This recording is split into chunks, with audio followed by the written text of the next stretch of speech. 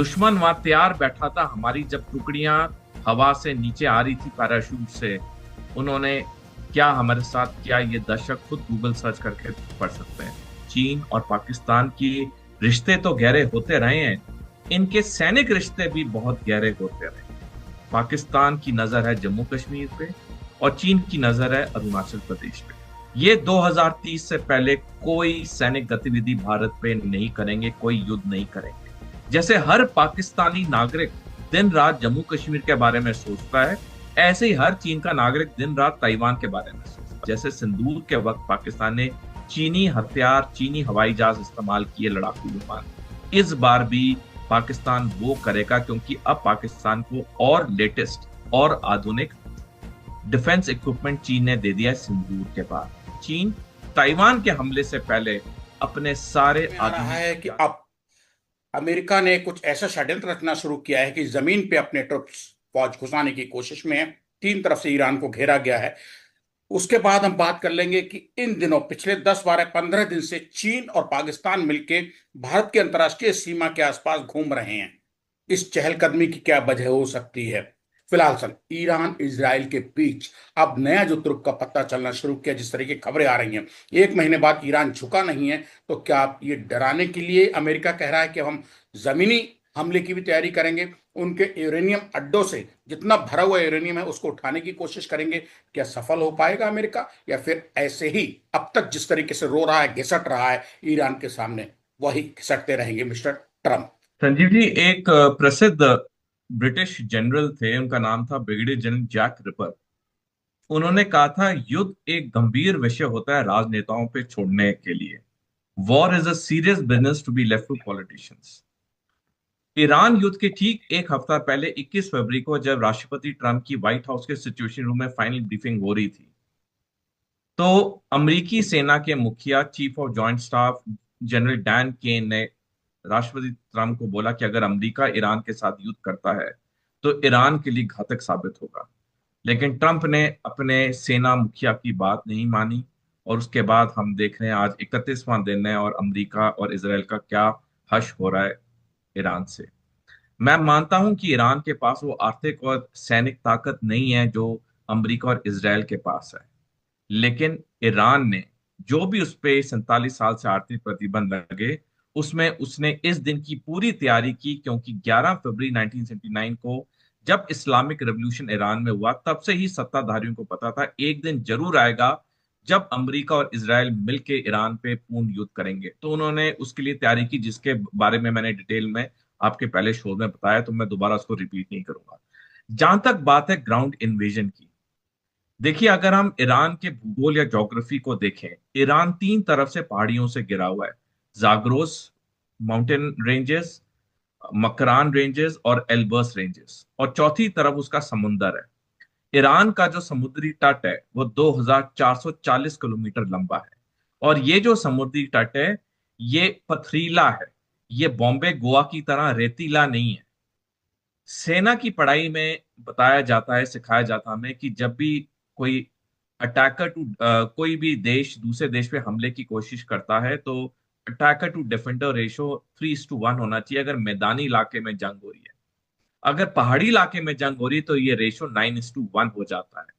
Iran के चारों तरफ पथरीला है, तीन तरफ पहाड़ियां और चौथी तरफ जो समुद्री तट है, उसमें भी बड़े बड़े पत्थर हैं, यानी वो मैदानी इलाका नहीं है। ईरान ने अपने 10 लाख सैनिकों को मोबिलाइज कर दिया है।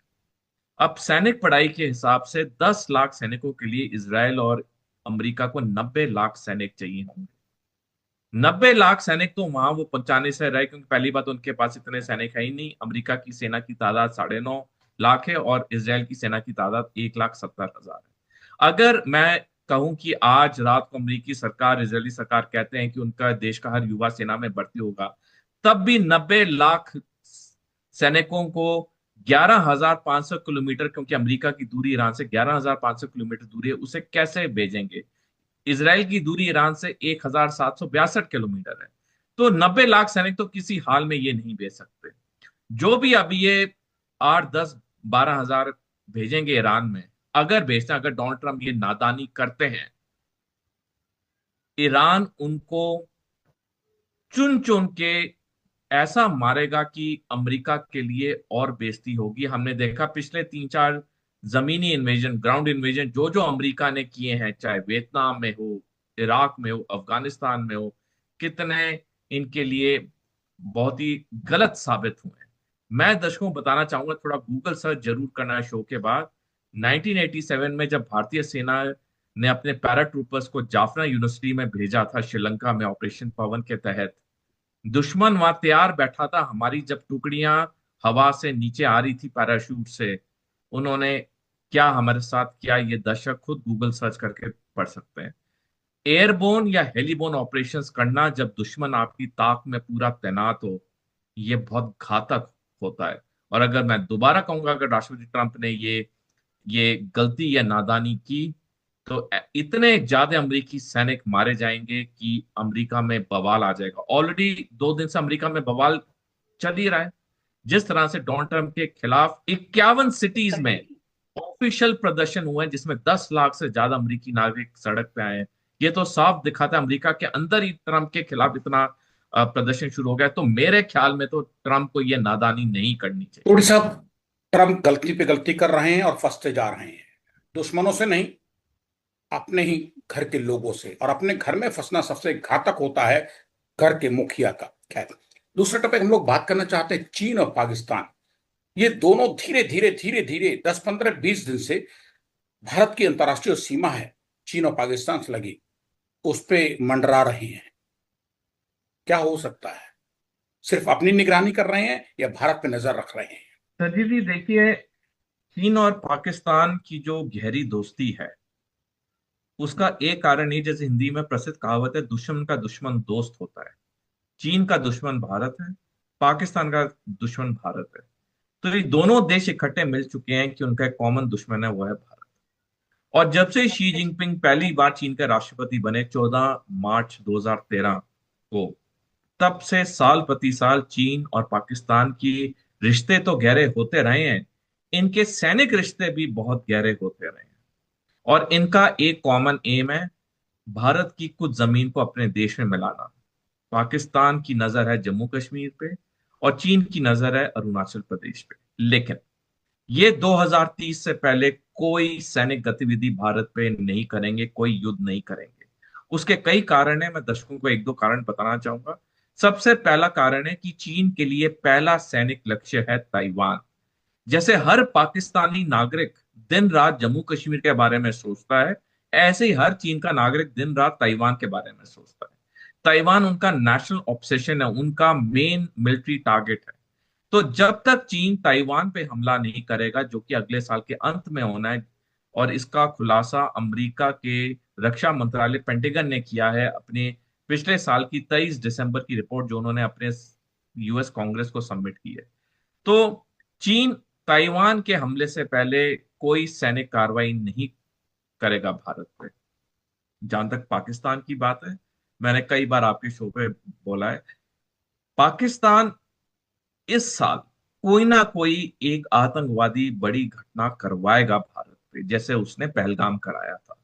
उसका कारण ये है कि उसे पता है कि उसके बाद भारत कुछ सैनिक कार्रवाई करेगा, और उसमें पाकिस्तान, जैसे सिंदूर के वक्त पाकिस्तान ने चीनी हथियार, चीनी हवाई जहाज इस्तेमाल किए, लड़ाकू विमान, इस बार भी पाकिस्तान वो करेगा, क्योंकि अब पाकिस्तान को और लेटेस्ट और आधुनिक डिफेंस इक्विपमेंट चीन ने दे दिया है सिंदूर के बाद।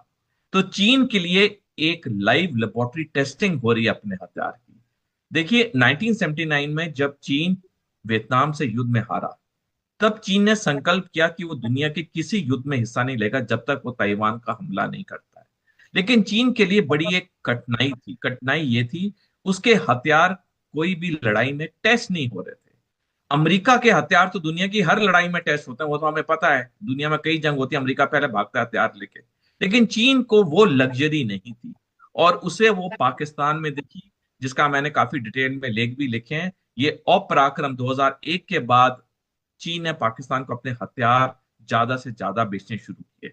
तो इस साल भी पाकिस्तान कोई पहलगाम पुलवामा टाइप एक आतंकवादी हमला करवाएगा भारत में, ताकि एक छोटा सा युद्ध हो, ऑपरेशन सिंदूर का दूसरा भाग हो, जिसमें चीन के लेटेस्ट हथियार टेस्ट किए जाएं। क्योंकि चीन ताइवान के हमले से पहले अपने सारे आधुनिक हथियार को पाकिस्तान के द्वारा टेस्ट करवाएगा और तभी वो चीन का युद्ध करेगा। लेकिन जहां तक भारत में पूर्ण युद्ध की बात है, टू फ्रंट वॉर की बात है, वो 2030 से पहले नहीं होगा। उसके चार बड़े बिंदु हैं, मैंने कई बार आपके शो पे जिक्र किया, इस बार आज वक्त की कमी है, लेकिन कभी इस ये पे थी और। आज की वीडियो। अगर आप भारतीय मीडिया का रिएक्शन देखना और सुनना चाहते हो तो वी रिएक्शन चैनल को सब्सक्राइब करें और बेल आइकॉन को भी प्रेस करें ताकि नई आने वाली वीडियो को का नोटिफिकेशन आपको मिल सके।